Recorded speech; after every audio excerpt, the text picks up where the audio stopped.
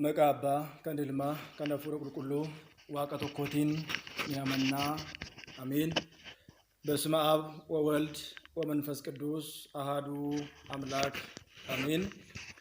ከበጀሞታ ጃለተሞታ ማቲወን waaqayyoon kan jaalattan waaqayyoo isiniin kan jaalatu hordoftoonni chaanalii keenya biyya keessaas biyya alaattis argamtan hundumti keessan akkam ooltanii akkam jirtu akkam yoo nageessanii guyyaa har'aatiin kan nu qaqqabsiisee galanni ulfinni teessoo isaa Ariyaam irratti isaatiif haa ta'u jecha hunda dursaa baga wareegamaa qulqullicha Giyoorgisii ayyaana ji'aatiin kabajamee oolu ayyaanota kabrootis geessan baga wajjumaanuu geenye jecha egaa hordoftoonni chaanalii keenyaa guyyaa har'aa kana qophii gabaabaa hunda keessan barsiisuu danda'a hunda keessan gorsuu danda'a kan jedhu sagantaa xiqqoo qabadhee isiniif dhiyaadheetan jira. Hanga xumura qophii keenyaatti akka na hordoftan maqaa waaqayyootiin isin beeksisa. Guyyaa har'aa kana keessummoota lama qabadheetan jira. Keessummoonni kunis eenyu faa jedhamu. Eessarraatii dhufanii guyyaa har'aa kana eessaatii dhufan maaliif dhufan kan jedhu. Hunda dursa erga maqaa isaanii waliitiin barreen booda maqaa isaanii erga nu barsiisaniin booda gara qophii itti aanutti deemna. Gooftaan keenya uumaan keenya Iyesuus Kiristoos hunduma keenya duukaa haa ta'u. Kanatti aansuudhaan cinaa kootti kan argaman keessummaan tokko ni jiru. Eessarraa dhufanii godina kanarraa kamirraatii dhufanii maqaa isaanis nutti himu jechaadha. Maqaan koo Hayila Gabriel Abbabaan jedhama. Naannoo irraa dhufe godina Arsii aanaa Heexasaa magaalaa Itayyaarraa. Eeshi guddaa galatoomaa egaa obboleessi keenya akkuma maqaa isaanii nutti himanii guyyaa har'aa kana maaliif dhufani laata dhumarratti ergaa maalii nu dabarsu kanarraati immoo maal barannaa kan jedhu walumaatiin kan laallu ta'a. Itti aanuudhaan egaa akkuma beekamu hedduun keessan akkuma beektan ammas keessummaan biraa obboleettiin keenya nu gidduutti argamti maqaa ishii guutuu fi eessa akka turte amma immoo maaliif akka dhufte guyyaa har'aa kana nutti himti jechaadha. Nageenya waaqayyoo isiniif haa baay'atu kabajamtoota jaalatamtoota maatii waaqayyoo waldaa fuuraa xoofoo fi deemsaa qulqulluu sillaasee ijoollee abbaa tokko hunduma keessan akkam jirtanii akkam yeroo kana geessanii waaqayyo arjummaa isaatii yeroo kanaan kan nu ga'e galanni kabajaan isaaf haa ta'u. Egaa baay'een keessan na beektan jedhee yaada. Warreen nan beeknillee maqaan koo Biraanee Walatta Yohaannis jedhama. Akkuma beekamu samoona darbee gara biyyaatirraa Dubaay irraa gara biyyaatti galee abbaa koo biraa cuuphaa gabbii fudhachuudhaaf kanaan dhufeedha. Eeshi guddaa galatoomaa obboleessi keenya akkuma maqaa isaa isinitti himee obboleettiin keessan immoo Biraanee Walatta Yohaannis jedhamti. Waggaa hedduudhaaf alarra turte. Egaa akkuma beekamu namoonni baay'een biyya ambaa jireenyaaf jechanii deemu. Haa ta'u malee carraa ta'e namoonni baay'een immoo gara biyya ambaa dhaquudhaan hojii foonii biratti hojii hafuuraas hojjechaa kan isaan turanii barumsaanis barachaa turanii jiru. Egaa akkuma beekamu guyyaa har'aa kana gaabbiin maalidhaa? Gaabbii yoo galle faayidaa maalii argannaa kan jedhus walumaatiin kan laallu ta'a jechaadha. Mee gara obboleettii keessan Biraanee Walatta Yohaannisittan ishee deebisa. Egaa akkuma beekamu Walatta Yohaannis gara waldaatti dhufte gara mahabaraatti dhufte keessumaa mahabara Sillaasee ijoollee abbaa tokkotti dhufte barumsa barachuudhaan waldaa kanarraati maal argadheera yookiin immoo barumsan baradheetiin maal fayyadameera jettee yaadda asirratti mee waan sitti dhagahamuu fi yaada keessa kee jiru dhimmuma waldaa kanarratti maal baratteetta erga gara waldaa kana dhufte maalii kanatti baratte waldaa kana keessatti waldaan kun sadarkaa maalirra jiru ammaa kana maal sitti fakkaata waldaa kana keessa galuu keetiin? Egaa hunda duraa waaqayyo gooftaan iddoon jirurraa gara waldaa kanaatti na fiduu isaatiif galanni isaaf haa ta'u. Dhugumatti gara waldaa kanaa dhufuun koo barumsa guddaa seenaan koo xuraawwan baay'een isaanii qorumsi garaagaraa kanatti baay'atu. Dhuguma dubbachuuf taanaan waa'ee waldaa kanaa akkasuma waa'ee abbaa keenyaa waaqayyoon abbaa keenya irra bulee karaa badii irraa waan baay'ee barumsa baay'ee kan nu gorfate kan na barsiisedha. Badii irraas kanan deebi'e akkasuma seenan koo xuraa waan baay'een isaanii kan naaf jijjiirame. Dhugumatti waldaan kun anaaf waldaa addaati seenaadha. Yoomiyyuu dagachuus kan hin dandeenye irraas fagaachuu kan hin dandeenyedha. Barumsa guddaa kanan argadhe akkasuma biyya ormaa keessatti sagaleedhaan abbaan keenya kan nu wajjin dadhabaa kan turan guyyaa irraa kan ammoo sitti argamee qaamaan ijaan isaan arguu kootiif illee guddaa gammachuu guddaatu natti dhagama. Kanaaf waldaan kun dhugumatti hojii barakataa garaagaraa illee akkuma beekamu hojjechaa kan ture.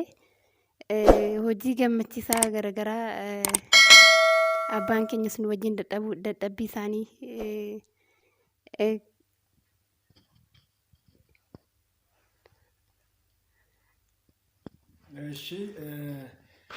mee gara obboleessaa keenyaatti isin deebisaa.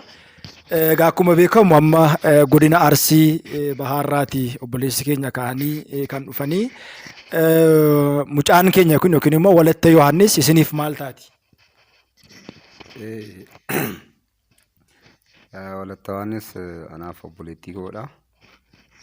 Obboleettiin koo maatii keenyarraa ba'anii maatii nama haatiif abbaan keenya maatii nama torbaa uummatanii tokko torbaffaan ishiidha.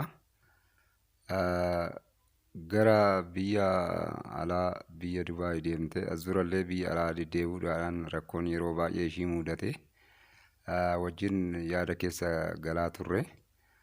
Akka dhiistullee biyya alaa akka dhiistullee yeroo nu gorsinu deemuun qaba jettee ishiin illee itti xiiqeffatteetuma Waaqayyollee immoo dhumarratti ishii milkeesse waggaa 5 biyya Dubaay keessa turte.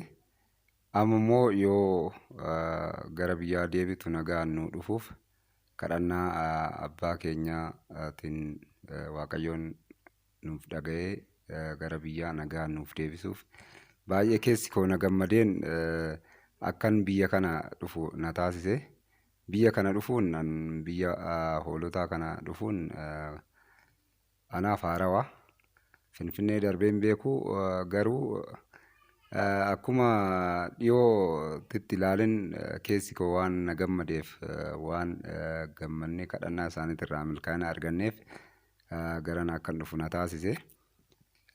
Isinillee immoo obboleewwan keenya maatiin Itoophiyaa irraa gara biyya Arabaatitti deemtanii hojiidhaaf jiruuf jecha achi jirtan marti keessanuu akkuma obboleettii teenya gammachiisee ija gaariif fuula nagaatiin wal nu agarsiise kadhannaa abbaa keenyatiin akka nagaan isinillee gara biyyaa nuuf galtan kadhannaa abbaa keenyatiin isinan yaadadha.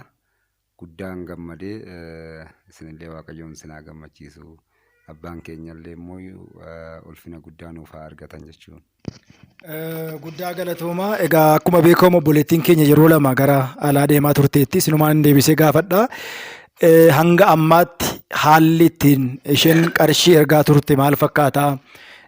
Keessaniittuu fi seeraatiin maal barattan? Ijoollonni baay'een biyya Arabaa taa'anii maatii isaaniitti, firoota isaaniitti, hiriyaa isaaniitti gaafa qarshii ergan qarshiin isaanii karaa hin beekamne nama karaa hiriyaas karaa nama biraas jalaatti nyaatame namoonni baay'een miidhamaadha kan jiranii. Sababni kanaa maal jettaniitu isheedhaaf ergaa isin dabarsaa turtanii fi warra alaas irraa barachuu kan qaban wanti gaariin isheedhaaf isin raawwachaa turtan keessumaa akka isheen qabeenya qabdu miindaa jaan argattu keewwattuudhaaf gorsa isin kennaa jirtanii fi har'as immoo ijoollee biyya Arabaa jiraniif gorsi isin dabarsitan akka obboleessaatti maal fakkaata? Keessuma callisanii nama hin beeknetti hiriyaa fakkeessanii gaa'ila fakkeessanii qarshii erganii ka'anii nama biyya keetti eenyummaa isaa hin beekneef gaafa qarshiin ergamu namni kun jireenya mataa isaatti jiraachaa jira. Fuudhellee kan gaa'ela hin qabne gaa'ela hin qabu jedhee yeroo ittiin ijoollee gowwoomsaa jirutu argama waan ta'eedhaaf isa kanaaf warra ala jiruutiif akkasumas warra callisee har'a qarshii karaa hin taane ergaa jiru keessumaa immoo maatiin humtillee qarshii ergame kana jalaa balleessaa jira waan ta'eedhaaf ijoollee Araba jiran kanaatiif fakkeenya guddaa ta'a jettanii kan yaaddanii fi ishees gorsaa kan turtan maal ture mee karaa ergannaa qarshii karaa heeriyummaa kanaa karaa amantaa ergaa isin dabarsaa fi turtan yoo jiraate? Biraanan dursallee nama yaada qabdu turte. Erga abbaa keenyarraa yookaan immoo maabara qudusaanii kanarraa barumsa argatte ittumaayyuu hin cimte. Yoon jedhu qarshii hojjetterraa haadha ofii gargaaruudhaan, haadha ofii jijjiiruudhaan, mana amantaa biyya keessa jiran gargaaruudhaan, yaada gaarii achi maatiidhaaf laachuudhaan baay'ee jijjiiramte. Qarshii ofiitillee kaayyoon ishii tokko kaayyoo hojii, inni lammataa kaayyoo amantaa cimsuu, nama karaa amantaarraa karaa faallaa deebi'ee karaa sirriitti qajeelchuudhaan gorsa akkanaa laachaa turte. Kanaaf yaadni ishii durumallee nama gaarii turte. Barumsa maabara qudusaana kana argachuudhaan jajjabina abbaa keenyatiin baay'ee fooyyooftee nama cimtuu taate, qarshii ofiillee seerumaan argattee, siyaasa adda addaatirraa illee adda taatee nama gaarii taatee baay'ee nu gammachiiste. Isinillee obboleewwan ishii Waaqayyoon obboleewwan keenya isin haa gammachiisu akkuma ishii kanattiin jechuu barbaada. Guddaa galatooma, yaada gaariidha. Akkuma beekamu kanatti aansuudhaan mee Walatta Yohaannis immoo waan isheen nuun jettu keessumaa egaa nama hin beekne yeroo baay'ee namoonni baay'een karaa feesbuukii wal baruu, dhiironni baay'een dubartoota shamarroota araba jiran ni barbaadu. Kan barbaadan immoo baay'een isaanii gaa'ilaaf miti, jireenyaaf miti otoo hin taane faayidaa irraa argachuudhaaf yeroo baay'ee kan barbaadanii, ijoolleen baay'ees qarshii isaanii dhabanii jiru. Kallattiin taanetiin qarshii ergaatii jiru. Kana maal gochuu qabu jettee yaadda? Jireenyi kaleessarraa maal baratte karaa feesbuukii? Namoonni baay'een nagaa isin gaafatu, dhiironni baay'ee isin dubbisuuf kan dubbisan garuu dhuguma jireenyaaf jettee yaadda? Ijoollee callisanii irra qarshii isaanii ergaa jiran kanaatiif ergaatti dabarsitu maalidha akka waldaatti? Egaa obboleewwan koo warroonni feesbuukii garaagaraatiin kan gowwoomfamtan kan jirtan yoo ta'e dhugumatti waa'ee gaa'elaa nama gaa'elaaf nama barbaadu akkanumattuu kan beekamudha jechuudha. Tokkoffaa gaa'elli feesbuukiidhaan onlaayinii garaagaraatiin gaa'ela akkamiitii jennee yaaduu qabna. Gowwoomsan garaagaraa karaa hedduun akka nutti dhufu ani kanan wantan dabarsuun qabu. Maaliif abbaan keenya illee yeroo baay'ee waa'ee kana gorsanii nu barsiisanii, gorsa isaanii saniyyuu hojiirra oolchuun keenya inni guddaadha jechuudha. Kanaaf gorsa abbaan keenya yeroo baay'een waliin dadhabanii waa'ee jireenya keenya, waa'ee gaa'elaa, waa'ee uumaa onlaayinii garaagaraan akkan gowwoomfamne kana kan nuuf dabarsaa turanii, isa san qabannee yoo ta'e hojiirra ni oolchan jechuudha. Kanaaf akkan gowwoomfamne namootuma garaagaraa nagaa kan nu gaafatan, nageenya kan nu fayyadu, namoota nu fayyaduuf nagaa deebisuu akka qabnu, yookaan immoo yeroo keenya gubuu akka hin qabne, yeroo keenya yeroo argannu san mana Waaqayyoo keessatti, waldoota garaagaraa keessatti akka dabarsinu kun dhaamsa kooti. Guddaa galatoome Walatta Yohaannis. Mee amma kanatti aansuudhaan biyyoota kam hojjette, yeroo meeqa Arabatti kan deebite, biyyoota deebite keessaa immoo biyyi si fayyade isa kamidha? Akkamitti ture qarshii kee qusachaa kan turte? Karaa maatii argitamoo akkaawuntii irratti gashitamoo akkamiin ture qarshii kee qusachaa kan turte? Isa kanas waan amma hojjette irraati buufadhira jettee kanatti yaaddu maalidha? Qarshiidhaan immoo amantaadhaan immoo maalidha faayidaan ati karaa gara Arabaa deemuu irraatiin hojjette irraa argatte yookiin immoo faayidaa irraa argatte maalidha? Egaa biyyoonni ani deeme biyyoota baay'eedha. Yeroo duraatiif Kuweet deemee ji'a lamaaf akkas ji'a lama turee nan deebi'ee, akkasuma Ooman illee deemee na dhukkubee ji'atti nan deebi'ee, Beerut illee fiizan naa deebi'ee akkasuma tiikeettiin hin gubate. Isa dhumaa kanarratti Dubaayii naaf ta'e kanan jireenya koo illee akkasuma jireenya foonii kootiif kanan biyyaa ba'e isa kan caalu jireenya bara baraa hafuura koo kanan cimsadhe. Dhugumatti mana amantaatti deddeebi'u malee yeroon biyya keessa jirutti waa'een amantaa naaf hin galle. Keessumattuu ergan biyya Dubaayii kanaa dhufee gara waldaa kanaatti ergan dhufee kanan amantaa kootiin illee jijjiiramee waan hundumaa kanan argadhe akkasumas saba abbaa keenyati jechuudha. Kanaaf qabeenya olii waa'ee hafuura kootiin kan jijjiiramedha inni guddaan kan na gammachiisu. Eesh guddaa galatoomii.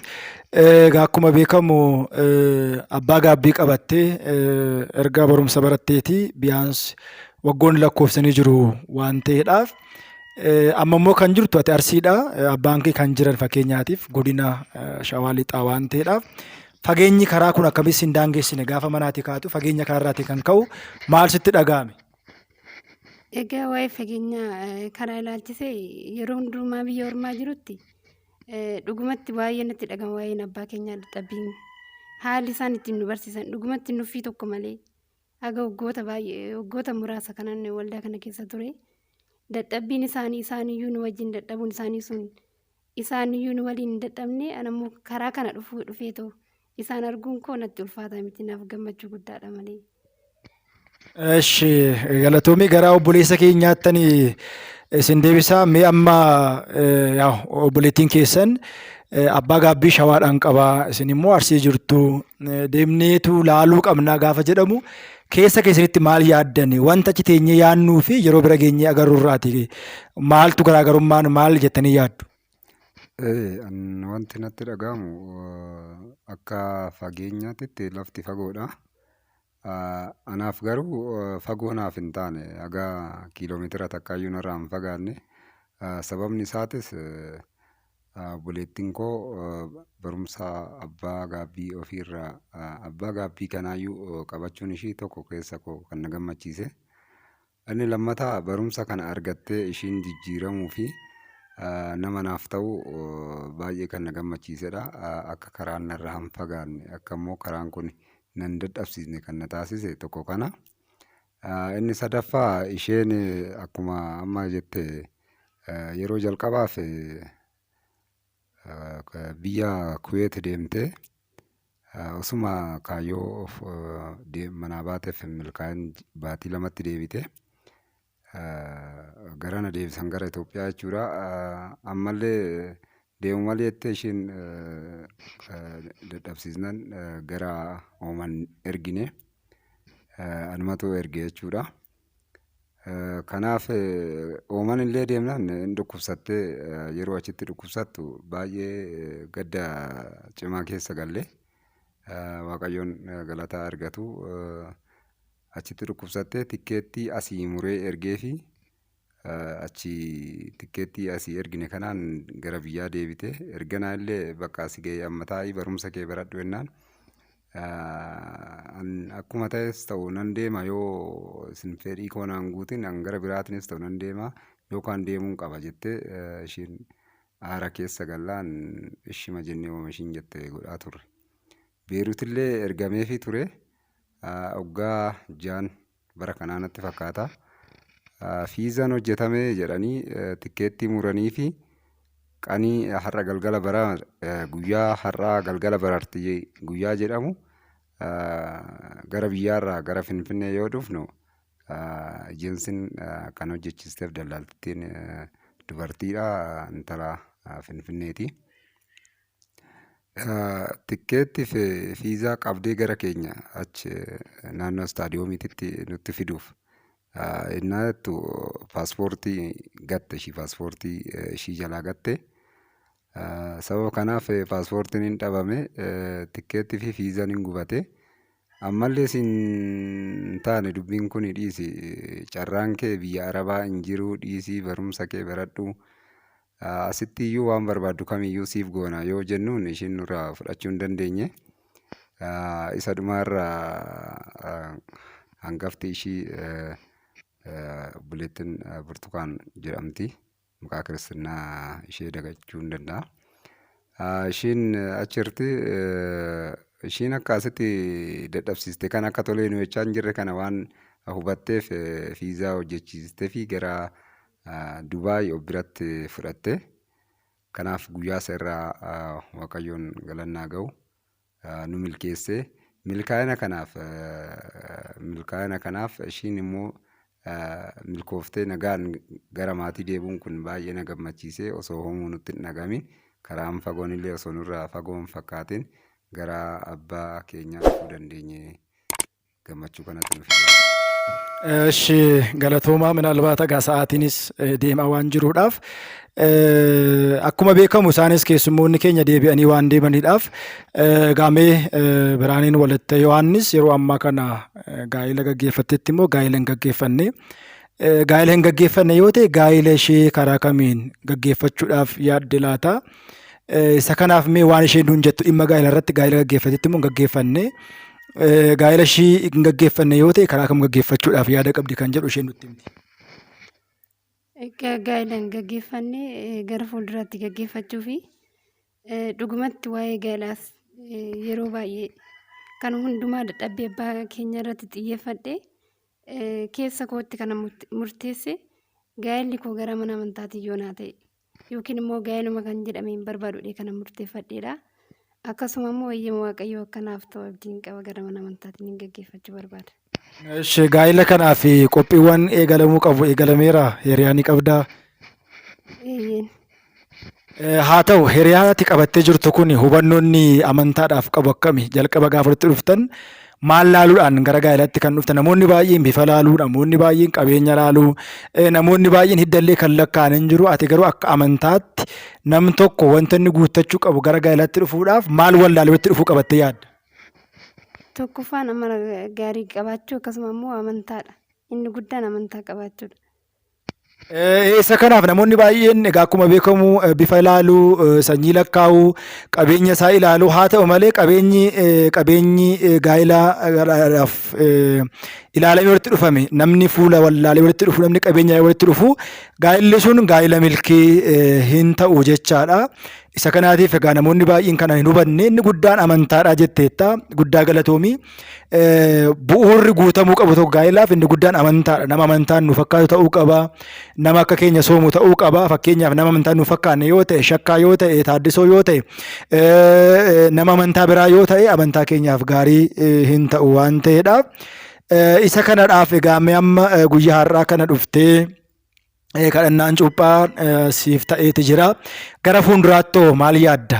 Amma kanaan booda karoora ati qabdu biyya keessa taa'uudhaan moo achi deebi'uudhaaf yaada kan qabdu? Karoorri nan qabu gara biyya tikeettii fudhadheetan fi waan ta'eef ji'oota muraasaan booda achi hin deebi'u. Egaa deebi'uudhaaf egaa akkuma beekamu fedha waaqayyoo ta'e ammas karaa alaa wal agarraa.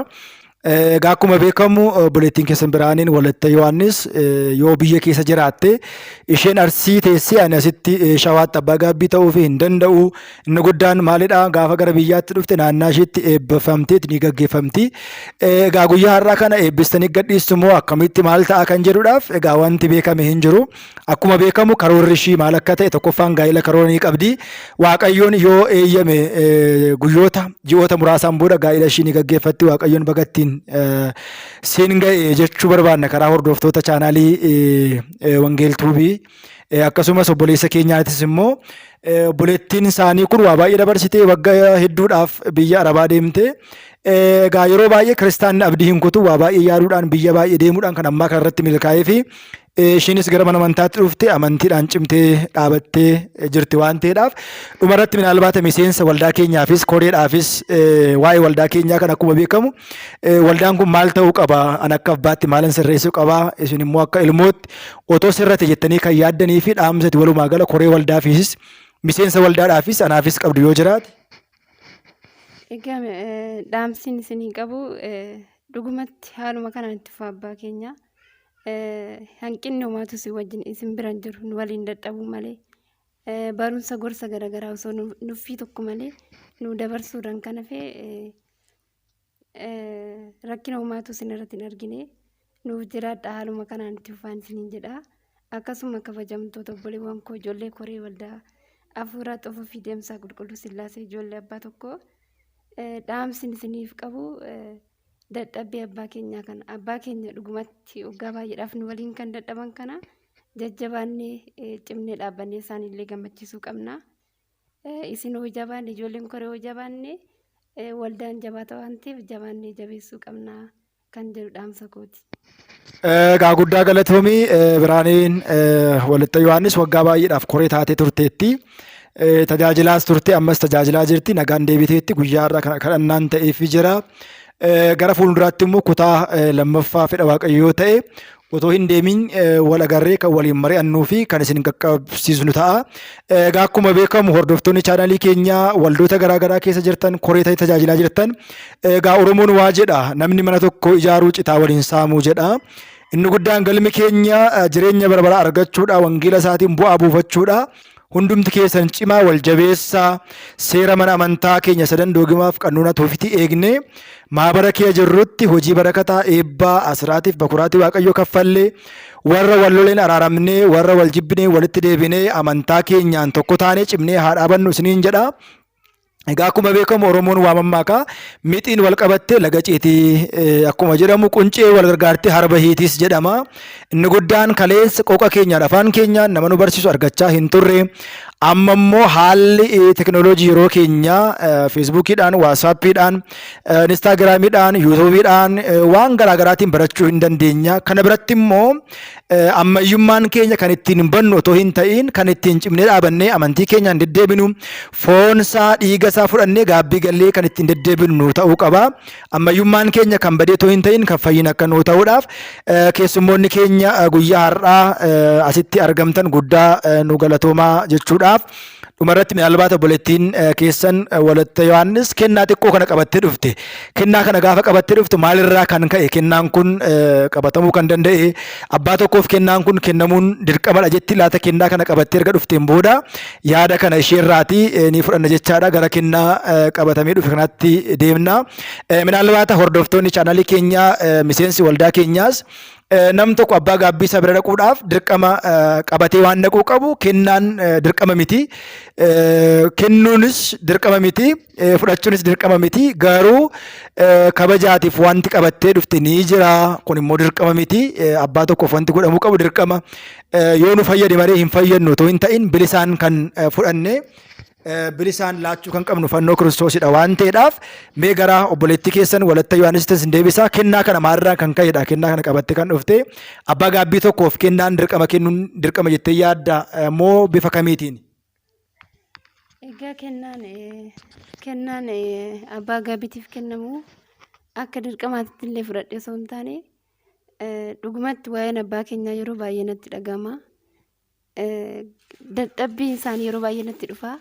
Gammachuma isaaniitirraa kan ka'e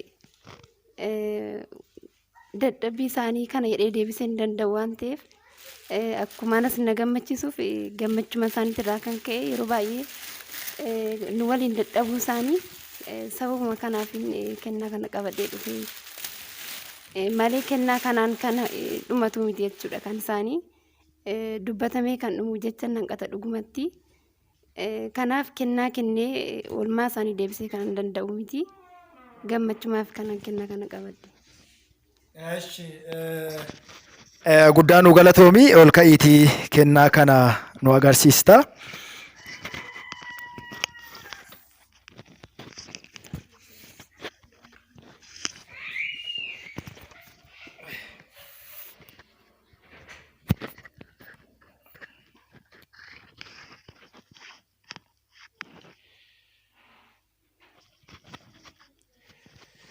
Eshi kabajamoota maatiiwwan waaqayyoo akkuma beekamu kanatti aansuudhaan gara sirna kennaa waan ta'eedhaaf obboleettii keessan Biraanee Walatta Yohaannisiin hundumti keessan guddaa galatoomi akkanaa jettaniif nan barbaada.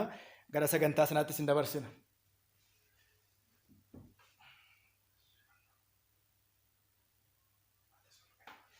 Eshi maatiiwwan waaqayyoo kennaa isaa hin dhumneef waaqayyoof galanni haa ta'u.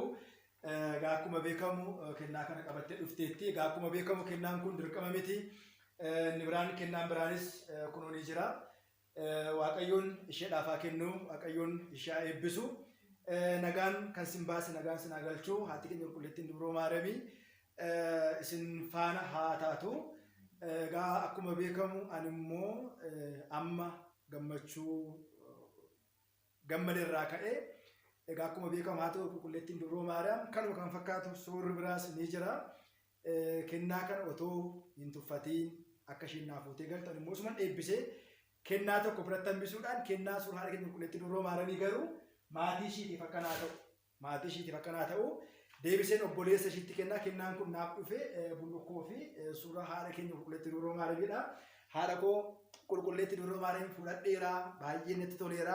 Ani immoo kennaa kana ishiif maatii ishiif obboleessa ishii deebisee laadha jechaadha.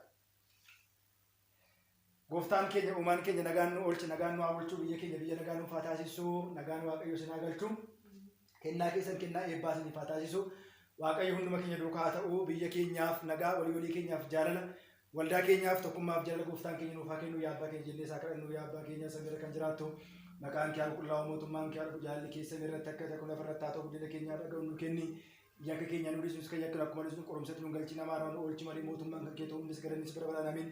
Yaa giifti keenya duroo maalam nagaa ergamaa qulqulluu gabeetiin nagaa sin jenna keetiin dubaroo fuun keetiin dubaroodha. Yaa Waaqayyo siif bareedina ta'u tokko kan eebbifamte firin garaa keetii kan eebbifannaan guutumte gammadee Waaqayyo si wajjin jiraatu.